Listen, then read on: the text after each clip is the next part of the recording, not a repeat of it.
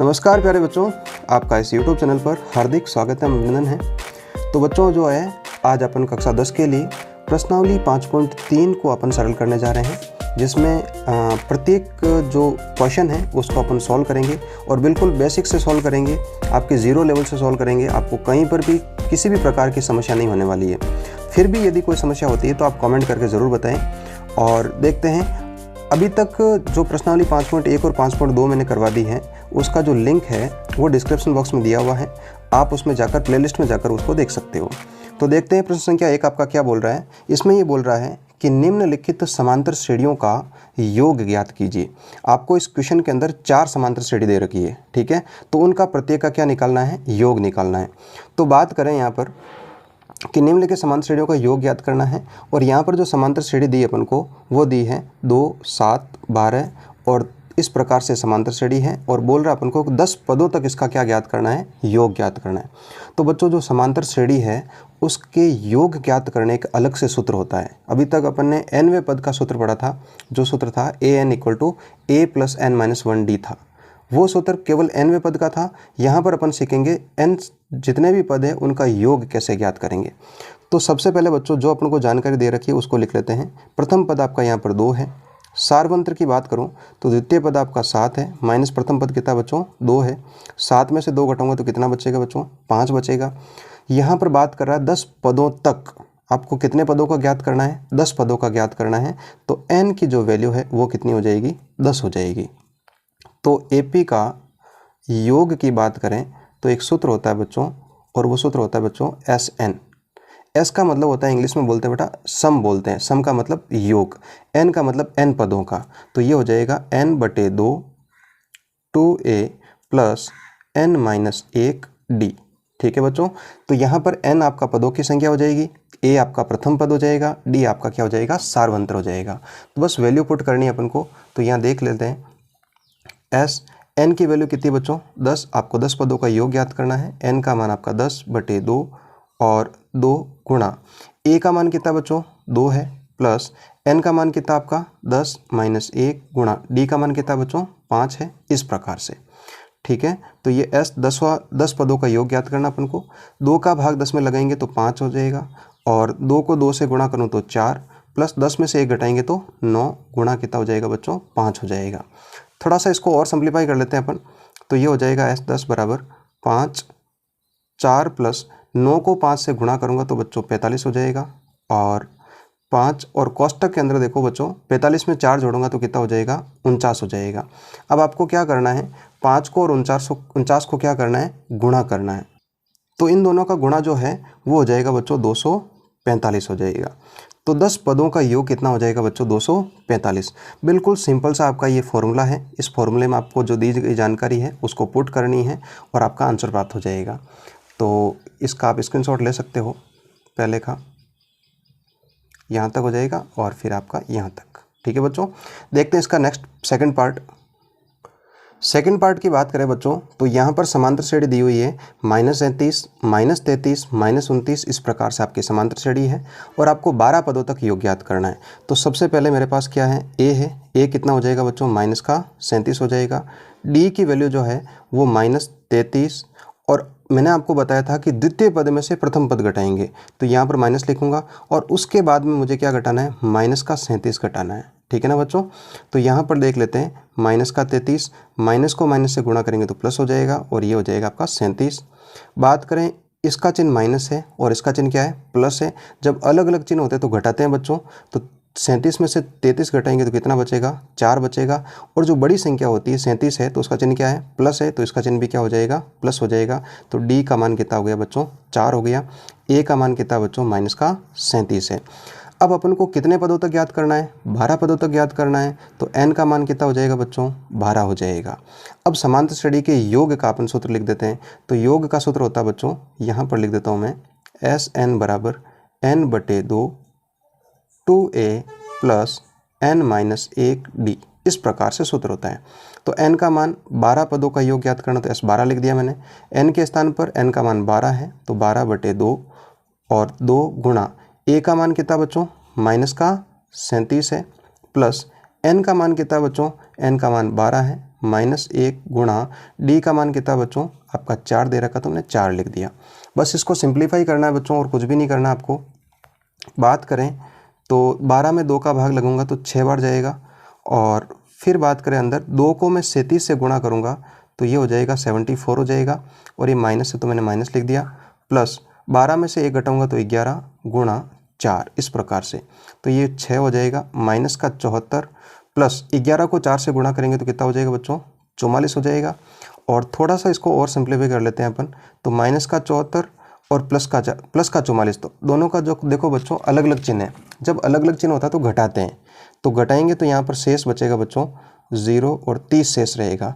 फिर मैं बात करते हैं चिन्ह की, तो जो बड़ी संख्या है उसी का चिन्ह होता है। बड़ी संख्या क्या है यहाँ पर 74 है, तो उसका चिन्ह क्या है माइनस, तो यह हो गया इस प्रकार से। फिर क्या करेंगे 6 को -30 से मुझे गुणा करना है, तो जब गुणा करूँगा तो कितना हो जाएगा बच्चों माइनस का 180, तो 12 पदों का योग कितना आ गया बच्चों माइनस का 180। इस प्रकार से आंसर होता है। देखते हैं इसका थर्ड पार्ट क्या बोल रहा है। यहाँ तक आप इसका स्क्रीनशॉट ले सकते हो। थर्ड पार्ट है बच्चों, आपकी जो समांतर श्रेणी दी हुई है वो है 0.6, 1.7, 2.8 और 100 पदों तक आपको क्या ज्ञात करना है, इसका योग ज्ञात करना है। तो सबसे पहले बात करें ए का मान 0.6 हो जाएगा।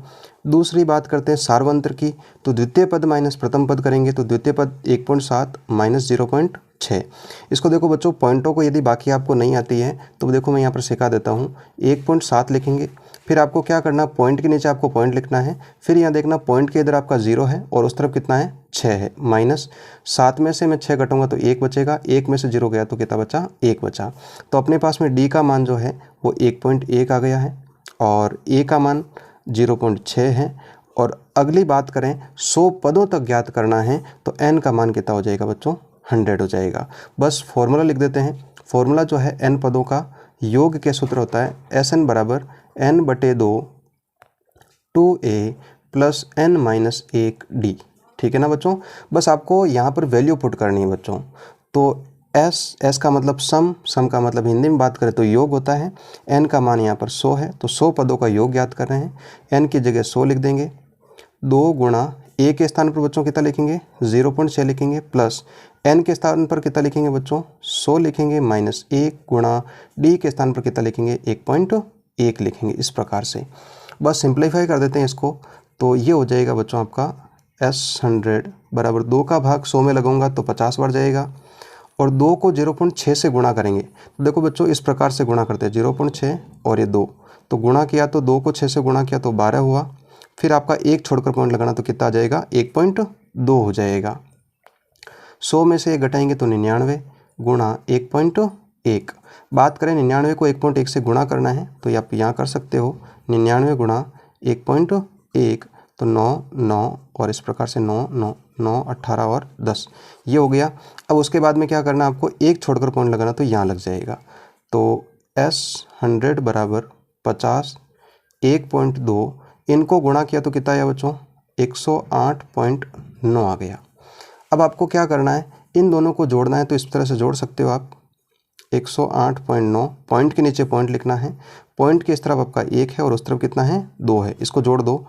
9 और 2 कितना होता है 11 होता है, 1 यहाँ पर हो जाएगा और 10 और 1 110.1 हो गया बच्चों।